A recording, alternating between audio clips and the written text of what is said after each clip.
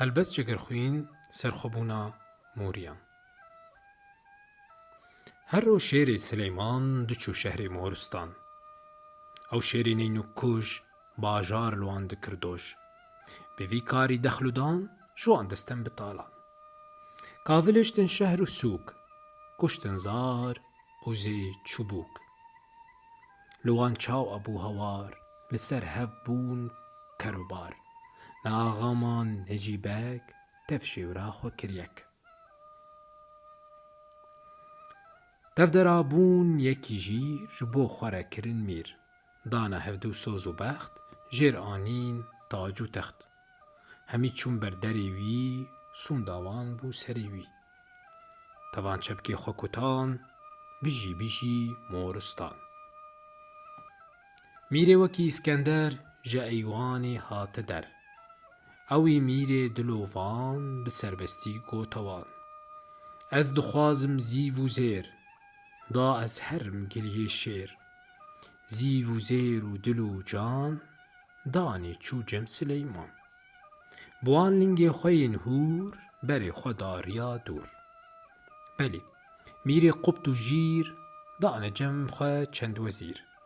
Geh firîn û geh meşîn ta gîhane Filistîn. Xelkên bajêr hûr û gir karî xwe wan sivik kir. Xas û peya hemî çûn pêrgî mîrê mezin bûn. Xweş xweş hatin gotewan li eywanê bûmêvan. Herdû mîran şev û ro bi hev re kirin guft û go. Got ey şahê serbizêr ez hatime giliyê şêr. Divê wî dalqînî tola me jê bistînî. Silêmanê keyscihû pirsek nexweşdar û got ez mokî dû vê şêr nadim bi 100,000 mêr. Mîr rabû ser lingê xwe lê vegiran dengê xwe. Got ji niha û çarê dî binêrçitê serê wî. Sileyman jî nebû tirs nekir serê xwe ev pirs. Mîr nivîsî yek ferman şand welatê Moristan. Li ku hûn şêr bibînin çavî wî zû derînin. Şêrê mezin pir qelew ji êvarê de kete xew. Morî rabûn wek mêr ketin poz û guhên şêr. Şêrê sarê qerbelek nava rojî bû kelek. Hudhud gote Silêman kaw şêrê dergevan.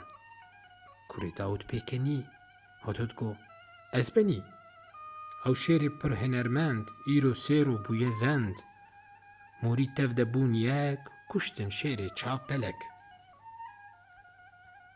Arîkarî yekîtî morî kirin rûspî.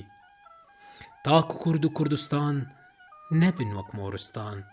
Ne bajar û ne jî gund tev de nabin serbilind. Ku tu nebin mêr û zêr em ê çawa herin şêr. Wa wekû şêr û keftar dê me bikin tar û mar. Bê yekîtî em dijîn loma em bûn cegerxwîn.